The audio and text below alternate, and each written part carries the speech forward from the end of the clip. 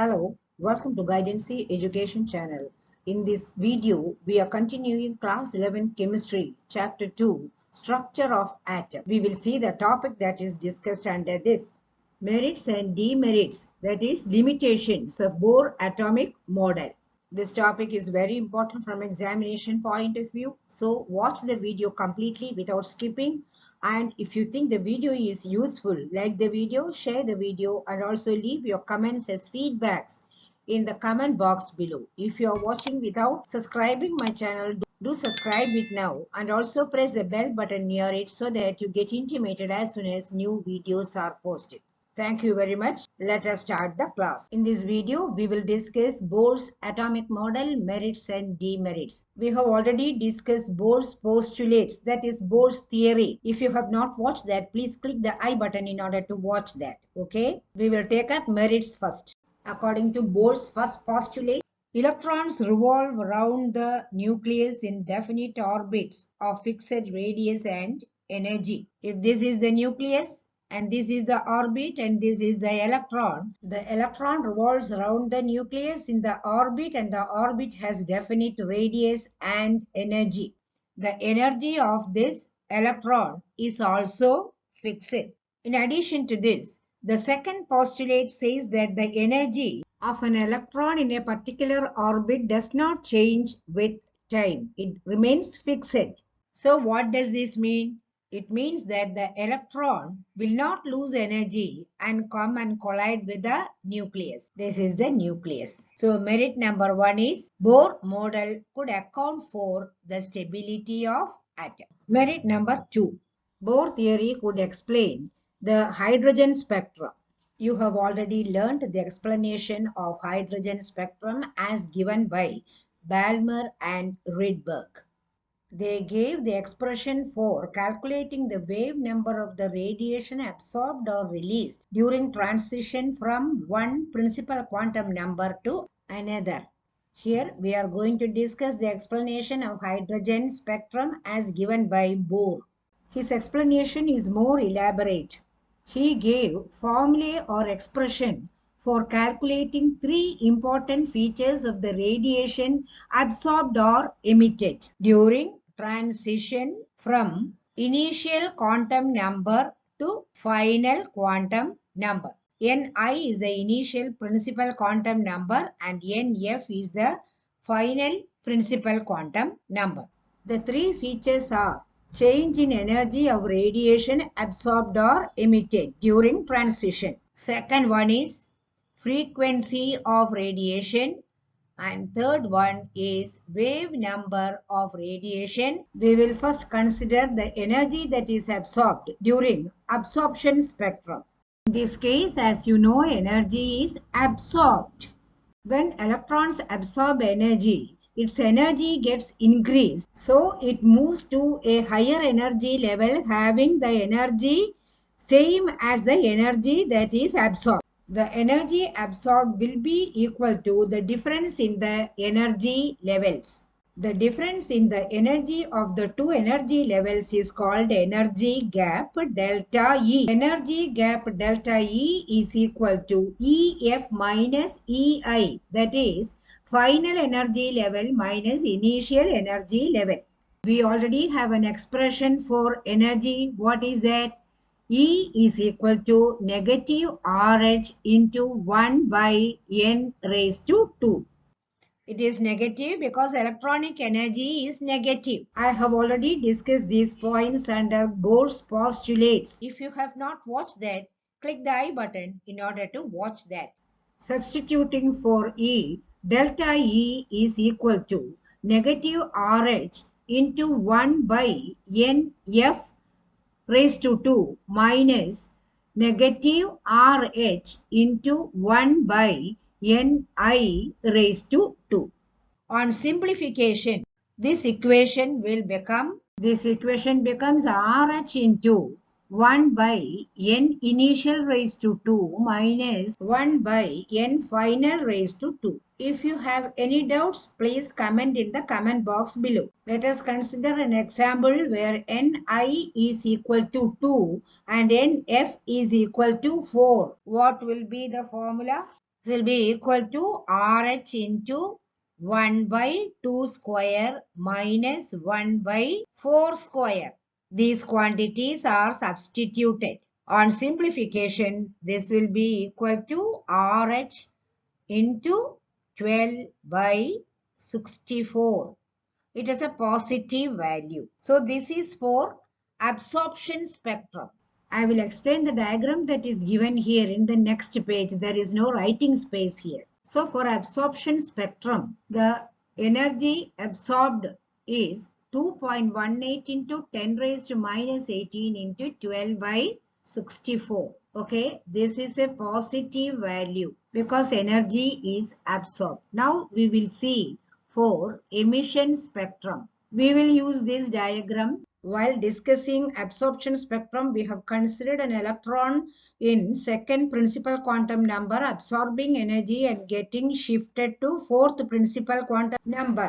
Now the electron loses energy and gets shifted to principal quantum number 2. So Ni and Nf are getting reversed. Ni is equal to 4 and Nf is equal to 2. So the formula becomes delta E is equal to 2.18 into 10 raised to minus 18 into 1 by 4 raised to 2 minus 1 by 2 raised to 2. Ni is equal to 4. Therefore, 4 raised to 2. Nf is equal to 2. So, 2 raised to 2.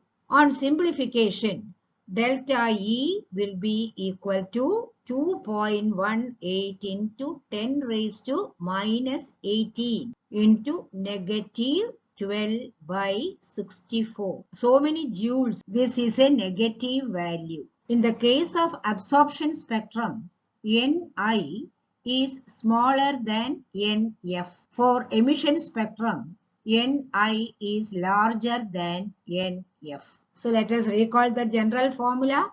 The general formula for calculating energy gap between any two principal quantum numbers will be equal to RH into 1 by Ni raised to 2 minus 1 by Nf raised to 2. So many joules, that is the unit.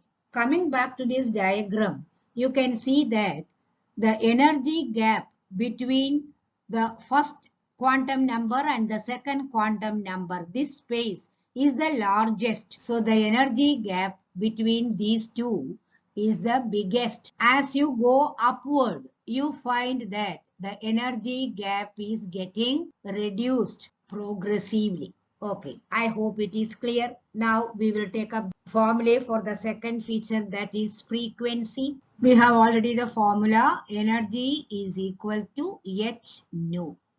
So for calculating change in frequency or the frequency that is absorbed or emitted, we have to consider delta E. Then the formula becomes nu is equal to delta E by H. The magnitude of H is equal to 6.626 into 10 raised to minus 34 joules. This is the value of H. So substituting all these quantities and also substituting for delta E. Delta E is given by this formula. You have the value of RH also.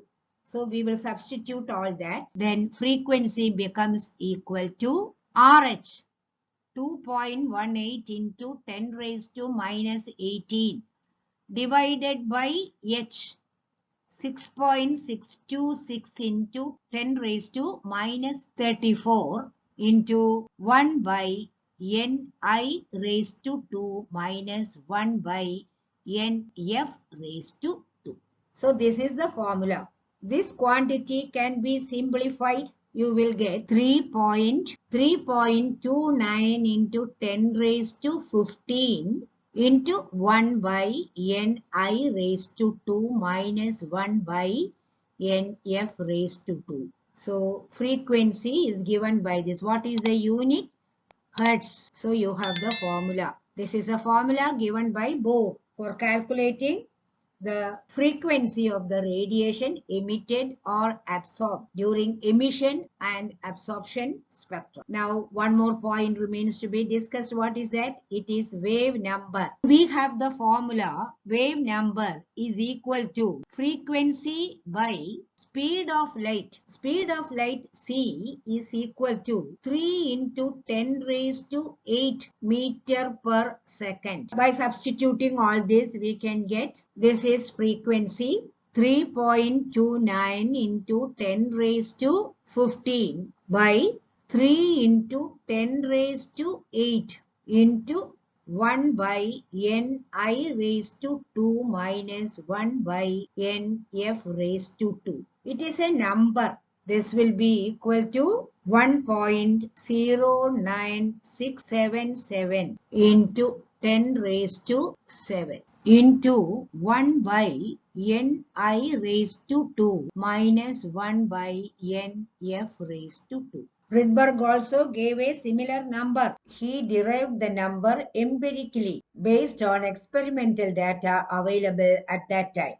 Okay, so we have discussed all the three formulae. This is number 1, this is the second one, and this is the third one. I hope these points are quite clear. We will pass on to the limitations of Bohr atomic model. Okay, Bohr atomic model.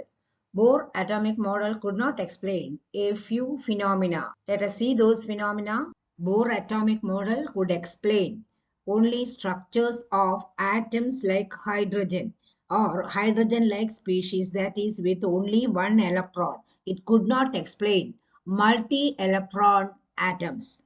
Second one, it could not explain doublets or fine structure of spectral lines. I will explain when sophisticated spectroscopes are used. In many cases, one spectral line seems to be split into more than one, two or more spectral lines showing the same color but having different frequencies. Say, for example, in the case of sodium, the yellow spectral line seems to be split into two, which is called doublet. This could not be explained. Third one, it could not explain Zeeman effect. Splitting of spectral lines further when subject to magnetic field is called Zeeman effect. This is an important point. Similarly, it could not also explain Stark effect. Stark effect is the splitting of spectral lines in electric field. It also could not explain the three-dimensional model of atom. Number 6, it could not explain the shape of molecules, that is, chemical bonds and how bonds are directed. Later on, when de Broglie came up with dual nature of matter, just like dual nature of electromagnetic radiation, matter also has dual nature. And Heisenberg came out with uncertainty principle. These points could not be explained by Bohr atomic model. These points were later on explained by quantum mechanical model. That is our next topic. We will discuss all this under that. I hope these points were quite clear. These points are all very important from examination point of view. So practice these points thoroughly well. If you think the video was useful, do like the video, share the video, and also leave your comments in the comment box below. If you are watching without subscribing my channel, do subscribe it now. Thank you for your support. Bye for the present.